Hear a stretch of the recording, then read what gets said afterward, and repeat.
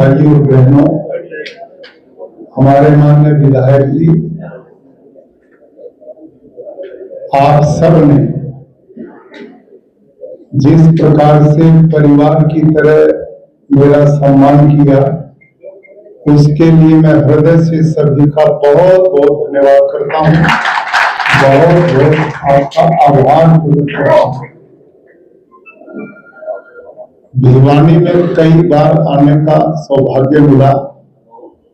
हर बार आपका उत्साह और आपका अपनापन दिल को छूने वाला होता है और मेरे लिए मेरा काम करने में और ज्यादा आप प्रेरणा देते हैं। सर्वप्रथम मैं बिटिया वृंदा शर्मा, जिन्होंने केवल अपने कुल के गौरव को ही नहीं बढ़ाया, अपने स्कूल का भी नाम ऊंचा किया और शहर का भी नाम ऊंचा किया, ऐसी बेटी को मैं बहुत बहुत आशीर्वाद और बधाई देता हूँ। जिंदा वो नहीं जो 5-6 फीट के शरीर को लिए घूमता है।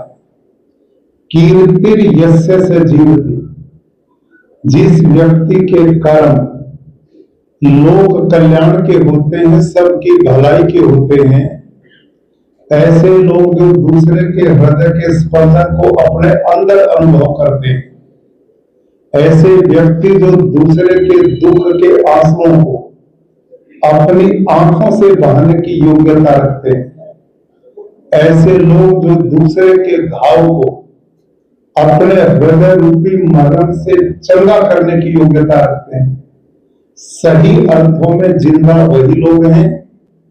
और इस प्रकार के सब कार्यों में आप वो सब लोग हैं जो अपने शहर की उन्नति, प्रगति, विकास में अलग अलग संगठन और समितियों से आए हुए लोग हैं, जो अपने अपने क्षेत्र में मानवता के कल्याण के लिए और इस शहर की प्रगति, उन्नति के लिए काम करते हैं। इससे केवल शहर का ही नाम नहीं, प्रदेश का और आपका जो जज्बा मानवतावादी सोच का है, ये बहुत बड़ी आने वाली पीढ़ियों के लिए भी प्रेरणा बनता है।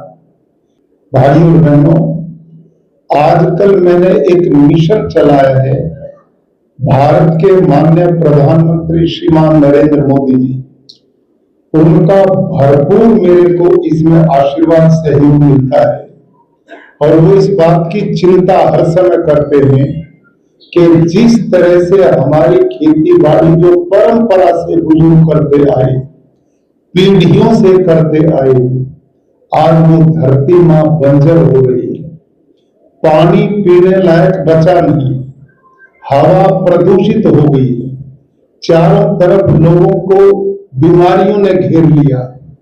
इसके पीछे बहुत बड़ा कारण हमारा खान पान, हमारा रहन सहन, ये हवा और प्रकृति जो है, इसका विकृत होना है। मेरा आप सबका शरीर तो 5 तत्वों से बना है, पृथ्वी, वायु, जल, आकाश और अग्नि।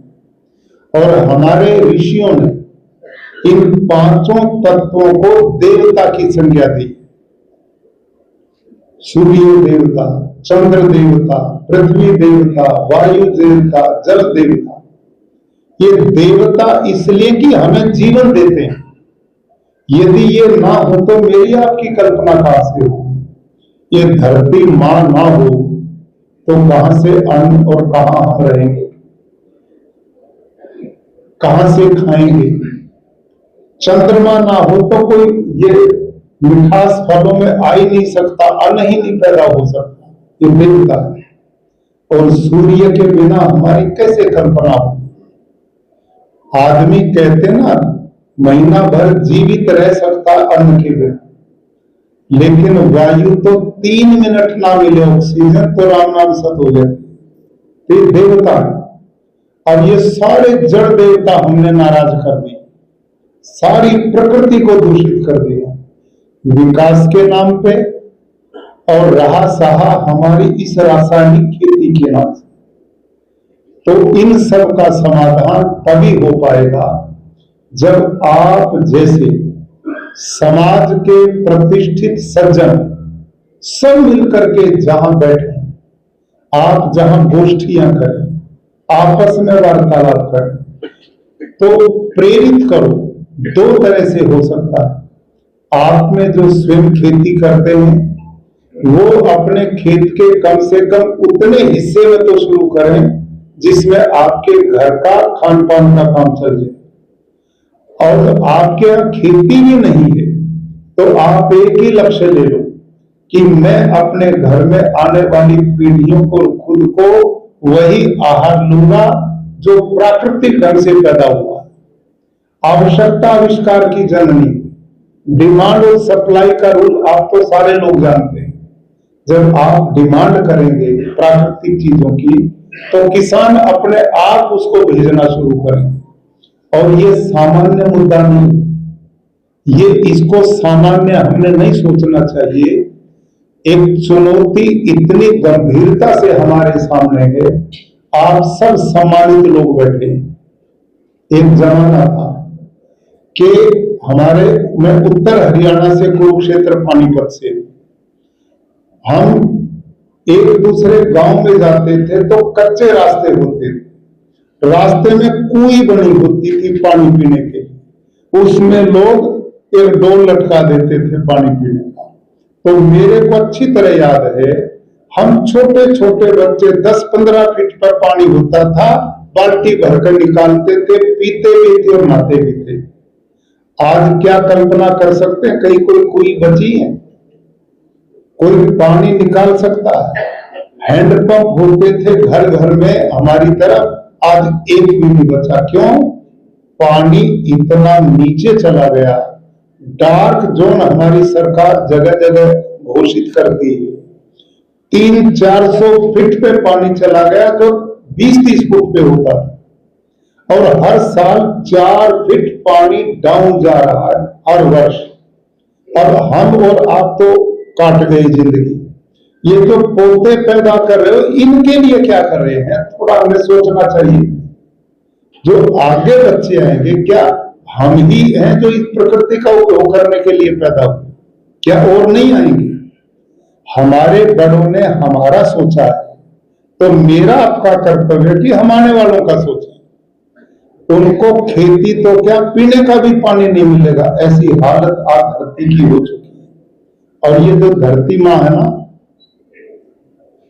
इसका ऑर्गेनिक कार्बन, जब डॉक्टर स्वामीनाथन जी ने हरित क्रांति शुरू की 1960 के दशक में, उन्होंने उस समय पूरे देश की बोने वाली धरती के ऑर्गेनिक कार्बन की जांच कराई थी। उस समय सारे देश की धरती का ऑर्गेनिक कार्बन 2 से 2.5% था। कितना था जी? 2 से 2.5%। अर्थात सारे देश की धरती जंगल की भूमि की तरह उपजाऊ थी। और इस समय आईसीआर की रिपोर्ट है, पूरे देश की अब होने वाली धरती का ऑर्गेनिक कार्बन पूरे देश का 0.2, 0.34 पे आ गया, 0.5 से नीचे। और कृषि वैज्ञानिकों की भाषा में, जिस धरती का ऑर्गेनिक कार्बन 0.5 से नीचे है वो बंजर होगी नहीं, हो चुकी है। इस समय सारे देश की धरती बंजर हो चुकी है। और उसका प्रमाण ये भी आप सुनिए। डॉक्टर स्वामीनाथन ने जब हरित क्रांति शुरू की तो उन्होंने 1 हेक्टेयर में 13 किलो नाइट्रोजन डालने का प्रावधान किया था। बोलो जी कितना? हाँ, बातचीत करेंगे तो बात समझ में आएगी। 13 किलो कितने में? 1 हेक्टेयर मतलब 2.5 एकड़ में 13 किलो नाइट्रोजन डालने की सिफारिश की। उस समय बम्पर उत्पादन होता था। आज कितना डालता किसान 1 एकड़ में? आप हरियाणा का उस कुरुक्षेत्र को और करनाल में जाओ, 13 बैग, 13 थैले, 13 कट्टे 1 एकड़ में साल में डालता है। कहां 13 किलो 2.5 एकड़ में? और अब 13 कट्टे 1 एकड़ में। क्यों डालना पड़ा इतना? क्योंकि उस समय धरती सोना थी, उपजाऊ थी, 2-2.5% ऑर्गेनिक था, और बंजर होगी इसलिए बढ़ रहा है। और ये घटेगा नहीं, और बढ़ेगा, और भी ये बढ़ेगा। क्यों बढ़ेगा? क्योंकि धरती जवाब दे चुकी है, अब इसमें हिम्मत नहीं बची। धरती की हालत ये होगी जैसे आप एक गाड़ी में बैल जोड़ दो। बैल तो हो कमजोर और गाड़ी में वजन हो ज्यादा, तो बैल कितनी देर चलेंगे? आप उनको चलाओगे, थोड़ी देर चल के थक के खड़े होंगे, फिर डंडा मारोगे, थोड़ी देर फिर चल के खड़े होंगे, फिर चाबुक मारोगे तो भी नहीं चलेंगे, वो गिर जाएंगे। ऐसा होता है कि नहीं? ये हाल हमने धरती माँ का बना दिया और ये जवाब दे चुकी, इसमें हिम्मत नहीं। अब किसान केवल यूरिया, डीएपी, जंतुनाशक कंपटीशन चल रहा है। एक 4 डालता, दूसरा 5 डालता, दूसरा 13 डालता, वो 14 डालता। और ये क्यों डल रहा? क्योंकि भारत सरकार ने सब्सिडी की व्यवस्था शुरू कर दी। अब ये जो डीएपी किसान डालता है, भारत सरकार को ये 3,000 रुपए में पड़ता है 1 कट्टा, और किसान को ये 300 रुपए में देते हैं। इतनी बड़ी सब्सिडी इस पे। अब उसको बंद करें आप कहेंगे तो सरकार दे क्यों रही? अब इसको बंद करें तो सड़कों पर किसान आ जाते हैं। अब उनके लिए संकट है। इसका एक ही तरीका है कि आप और हम जैसे लोग संगठित होकर अवेयरनेस पैदा करें और लोगों में इस बारे में जानकारी दें। मैं आज भी बोल रहा था, फिर दोबारा बोलता हूं, आप इतने बंधु बैठे, ईमानदारी से बताओ, जो 40 साल से बड़े, आज से 40 साल पहले कैंसर नाम की बीमारी को किसी ने सुना था? बोलो जी। कोई हार्ट अटैक की घटना सुनी हो? किसी का डायबिटीज, शुगर सुना हो? किसी ने घुटने बदलवाए हो? किसी की पैनक्रियाज फेल हुई हो? किसी की किडनी खराब हुई हो? कुछ भी नहीं था। आज 6-6 साल के बच्चों की किडनी खराब हो गई, 20 साल के बच्चों के हार्ट अटैक हो गए। स्कूल में बच्चे पढ़ रहे, अभी हमारे सूरत में, गुजरात में 8वीं क्लास की बच्ची बेंच पर बैठ कर स्कूल में पढ़ रही, स्कूल में बेंच से गिरी, मर गई, पोस्टमार्टम किया, हार्ट अटैक। एक बच्चा ग्राउंड में खेल रहा, दौड़ते दौड़ते गिरा, मर गया, पता लगा हार्ट अटैक। सीढ़ी पे चढ़ते गिर गया, हार्ट अटैक। ये स्थिति क्यों बनी? बिना कारण के तो कार्य नहीं ना दुनिया। कोई आदमी यूं कहे कि जी बारिश बहुत हुई पर बादल एक भी नहीं था, हो सकता है काम? नहीं हो सकता। कोई कहे धुआं बहुत था लेकिन अग्नि बिल्कुल नहीं थी, नहीं होगा। धुआं वही होगा जहां आग होगी, वर्षा वही होगी जहां बादल होगा। तो बीमारियों का भी तो कारण होगा, जब पहले नहीं थी कहां से आ गई? इतनी बीमारियां कि दुनिया भर की मेडिकल साइंस ने उन्नति भी कर ली, उनको बधाई है। दुनिया भर के डॉक्टर्स बेचारे रात दिन लग रहे हैं, लेकिन क्या अस्पतालों की भीड़ कम होगी? बीमारियों की भीड़ कम हुई है कि बढ़ रही है? आप सोचो, आप जाते होंगे, मृत्यु हो जाती, लोगों की आना जाना लगा रहता, आप जाते होंगे, नोट करो आजकल आधे लोग उनके पीछे बैठ कर आते वो कैंसर से मर रहे हैं, और ये बढ़ता ही जा रहा है। इसका बहुत बड़ा कारण क्या है? ये जहर वाला भोजन, हमारी दिनचर्या, खान पान। उदाहरण के रूप में जो ये यूरिया डीएपी डालता ना किसान खेत में से छिड़कता, तो इस यूरिया में एक मेन कंटेंट है नाइट्रोजन का, और यूरिया का नाइट्रोजन जब आकाश में जाता है तो ये आकाश के ऑक्सीजन से मिलके एक तीसरी गैस ऑटोमेटिक बनती है जिसका नाम है नाइट्रस ऑक्साइड। नाइट्रस ऑक्साइड, और वो कितनी खतरनाक है पर्यावरण के लिए? वो कार्बन डाइऑक्साइड से 312 गुनी खतरनाक है।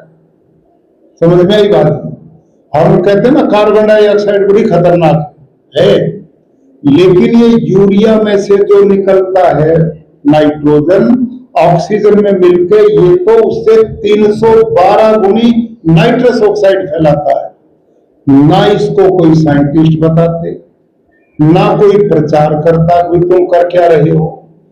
इस एक साल में पिछले साल 2.5 लाख करोड़ रुपए का यूरिया डीएपी विदेश से आयात किया भारत में, 2.5 लाख करोड़ का, और वो लाखों करोड़ों टन इसी धरती पे फेंकते हैं कि कहीं और जाता है।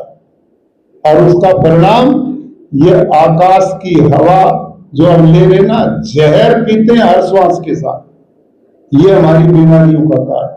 नंबर 2, पौधा जब यूरिया डीएपी डालते हैं ना 30 से 40% जड़ों से लेता है, और वो कहां लेता है? फल में जाएगा, साग सब्जी में जाएगा, अनाज में जाएगा, और वो अनाज हम खाएंगे तो किस में गया? वो बोलो जी, हमारे में गया। जब वो अंदर जाएगा स्लो पॉइजन, तो अंदर के अंगों को अंदर के अंगों को डैमेज करेगा, कमजोर करेगा। इसलिए हमारे छोटे छोटे बच्चे, मैं यही बोलता हूं, इन बच्चों ने जो 8-7 साल का बच्चा, ना तो उसने धूम्रपान किया, ना उसने कोई नशा किया, ना उसने दारू पी, उसको कैंसर क्यों है? उसकी किडनी खराब क्यों हो गई? उसकी पेनक्रियाज क्यों खराब है? आप और हम यहां बैठे, कभी ये देखना हो तो अपने अस्पताल में जाओ, अलग अलग डिपार्टमेंट में, वहां पता लगेगा क्या हालत आज हमारी बन गई।